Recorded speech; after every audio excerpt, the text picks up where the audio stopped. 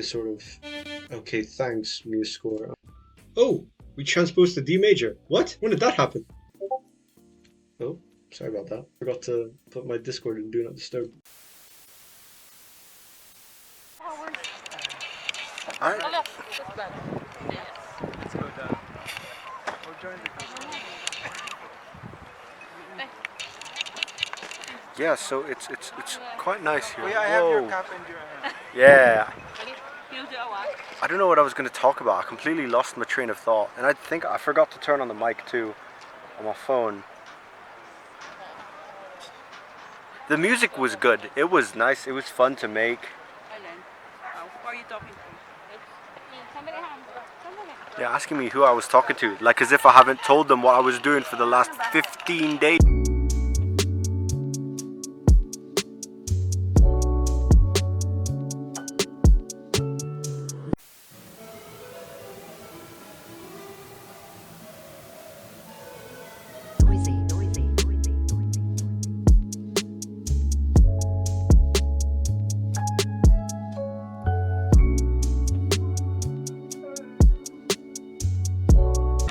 We're at Oceanessie.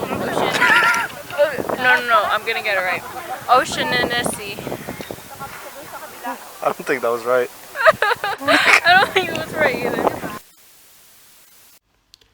If you happen to be one of the 146 members of my Discord server, which if you're a music or art enjoyer, you should totally join by the way, you might already know by now that I scored a short animation by one Fluffy Chicken Dog, an animator who brought me onto the short project of his, Royally Screwed, otherwise known as the...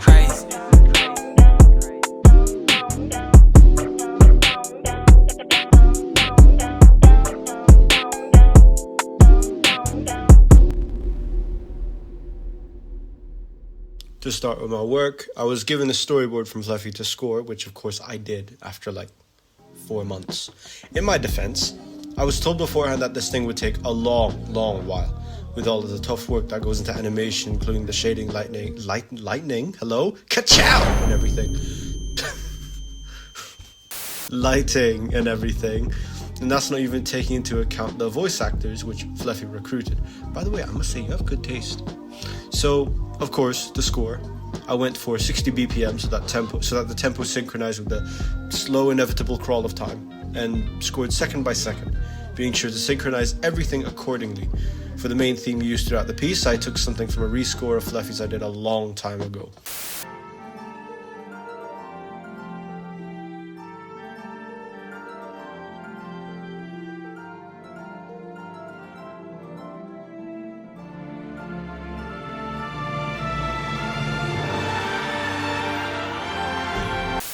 About that, bit of a tangent. We first met when he commented on my cover of, I believe it was Slow Dancing in the Dark by Joji.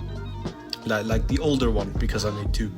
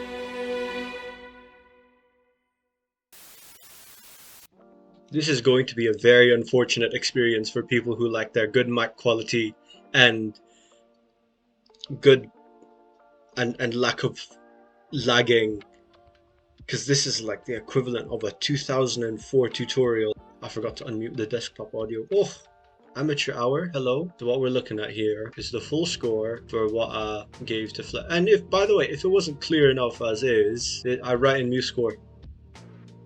And like that's it. Maybe like with the most recent pieces, I do some refinement in Audacity or whatever, but apart from that, it is entirely in MuseScore. I'm a cheapskate. I'm like a cheapskate. All of the sounds are free. The software is free. Anyone can do this. Anyone can do this. I think. Feel free to prove me wrong. So here we start. So this intense part, I wasn't really thinking too heavily because I already had like an idea of what I wanted it to sound like. 60 BPM. Because, you know, there's 60 seconds in a minute. That's the closest I could get to true synchronization with a video, because what happens in the seconds, I could like take a second from the video and then apply it onto the score.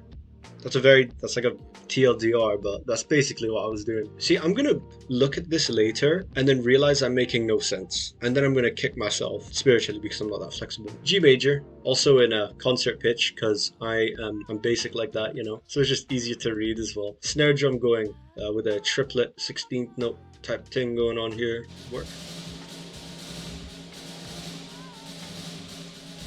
Yep. Very simple kind of sound with the basses reinforcing the first beat of the measure. Oh wait, no, sorry, that's a taiko. I'll probably replace the sound so that it would sound more beefy. Of course, timpani to accentuate the weaker beat, yet not as strong as when it's mixed in with the bass drum. And there you go. E minor to A minor. So we start in the minor part of G major. It's G major because it ends in G major. All right, that's my framework. Okay, to be honest, I haven't viewed the score in forever, so at the moment I'm just talking out of my ass. So after these two measures, or well, near the end of these two measures, you get this little transition type thing in the basses. I want to say compounded so bad, like because I've been watching a lot of steak cooking videos and they use compound butter, and I like using food terminology in my analysis, but whatever. Anyway, I'm such a mess, man. I'm doing this with no script, okay? It's hard to do this without script. So it's like kind of beefy there, and it helps to pull back the momentum because they go from running to hiding like that instantly. So that's what they do. They go from running into hiding, so they completely stop. And this sort of pattern, it's sort of similar to what's happening on screen. You see, he passes by and then he gets yanked in, and you get that sort of like rise and then fall, kind of like easing in an orchestral sense. So then we get to this part with a much more stationary sort of vibe here with the pits, if it lets me play it. The lag is crazy. Of course, reinforced with tambourine. Am I even saying that right? Tambourine. Fuck. Okay, fuck this. I have to pronounce tambourine. Tambourine. Yeah, close enough. Tambourine, yeah. So we got this reinforced with the tambourine rolls.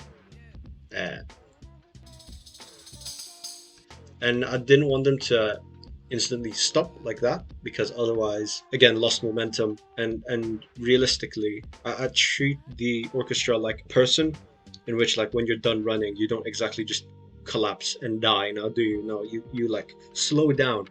So I'll make sure to bring that into the works I write, make sure it slows down and speeds up. I'm still using the runner's analogy. So if the energy is high, I don't immediately chop it off right there, unless, you know, the score calls for that juxtaposition. Ooh, English fancy words. Oh my god, I'm all over the place.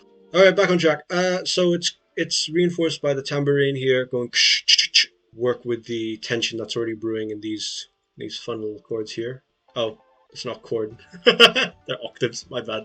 And then after a minute of hiding, the camera pans up very slowly, and it's joined by this little minor scale from the A, and then this stinger here, which is a chord. Yes, it's a chord. Now I'm not sure what that is. I'll probably throw some text on the screen later. I can't be asked to do it right now. And you have the solo cello doing that little hissing noise up here, because all right, what Fluffy wanted right in this part was he wanted a sort of screeching sound to work with the guards' Ghost Recon night vision goggles. So that hissing noise sort of imitates that. It's also in sync with that screeching wind. Oh, and also that ascending scale here is also compounded with these winds, trilling oboe to make it seem less squelchy, less muddy, and a bassoon. That's like a minor version of the theme, sorta. Well, I just messed with it a little bit. So then, once the guard leaves, the harp plays this bit, which sounds like this, if it'll allow me to. So that shows like the tapering off of the tension, which has a small little, it's sort of similar to how he was walking away, so it loses, oh my gosh, so the orchestral large texture sort of thins out, and that's heralded by the harp doing its thing over there. And then once it hits that last note, that last full note there, you get the triangles doing their thing. One hit, two hit on beats 1 and 2, 1 and 3. Ooh, almost got hit there. I might have made that same mistake earlier, actually, in hindsight. And then once they duck their heads down, large harp chord, sort of warm, calm down a little bit. Yeah, and then this is when it gets a little silly. Here. Oh, hello. That's the theme.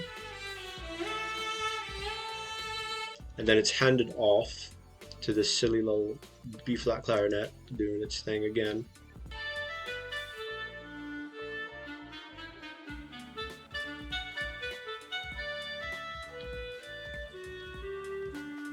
That little is reinforced with the harp and strings. Well, music score.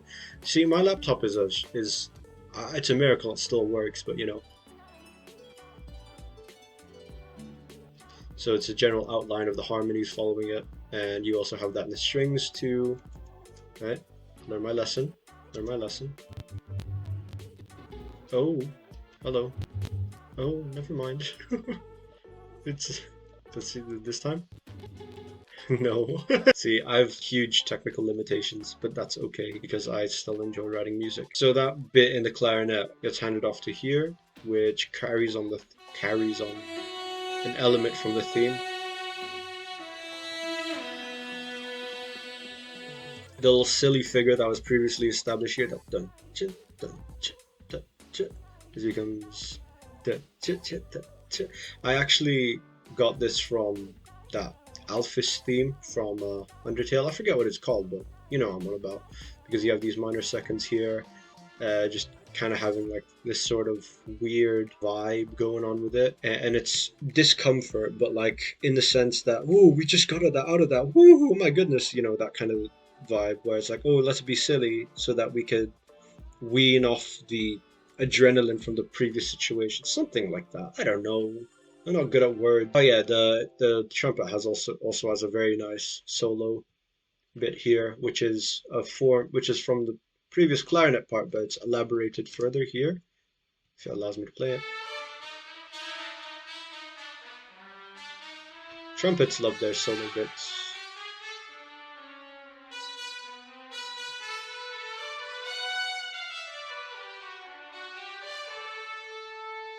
And then that's handed off to the violins here. Is it? Oh no. No, here. Okay. So the cello does that, and then to add a little bit of tension so that this resolution here is a lot sweeter. It won't let me play it, so let's just pretend it's playing right now. Oh, we transposed to D major. What? When did that happen? Oh, I guess we're in D major now. So this is the main theme, and it's in D major, apparently. What? How did we get here? I'm really talking out my ass here, aren't I? Let's see the bass note. Okay, C major now. Ah, yeah, okay. So this is C major, which is this. Oh gosh, what's going on with me today? And then it goes down to, I'd assume, B minor. B minor. Oh, okay. And then A, which is the...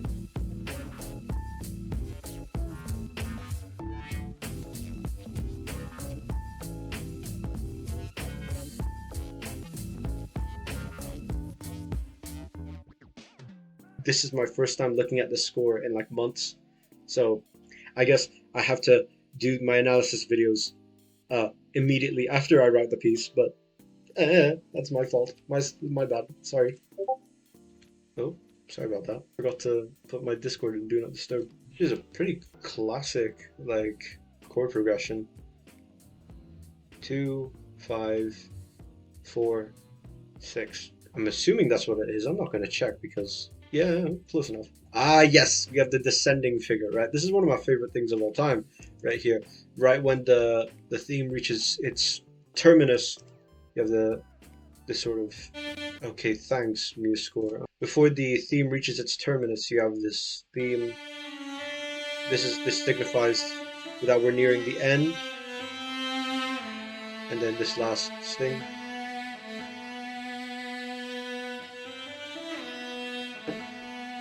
Now, to be honest, I wasn't really thinking of much relating to the animation when writing this part. I was like, wow, this sounds good. I'm gonna just keep writing it.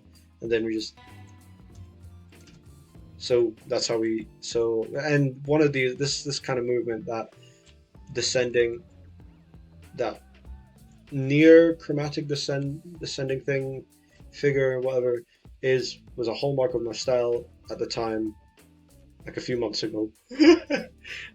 Is a hallmark of my style. Let's just say that. And then it resolves back to G here. And then here's the end credit scene, which is basically the same thing except with further elaboration on the theme. So also what I was on about with momentum, you have the harp doing its... Oh, who's texting me? Whatever. You get the idea. And then near the end, it slows down with these rolled chords here, which are at which sort of pull back on the energy so that it can taper off nicely and end nicely as well. And then end credits scene, whatever, this and that. If there's more that I might have forgotten, I might put that in the comments, because I'm not very good at voicing my thoughts. If there's anything I might have missed, or anything you want me to like elaborate on, if any of this made sense at all, then just let me know. I'll have a look and maybe respond to your comment. Who knows? Well, I will. I barely get any comments anyway, so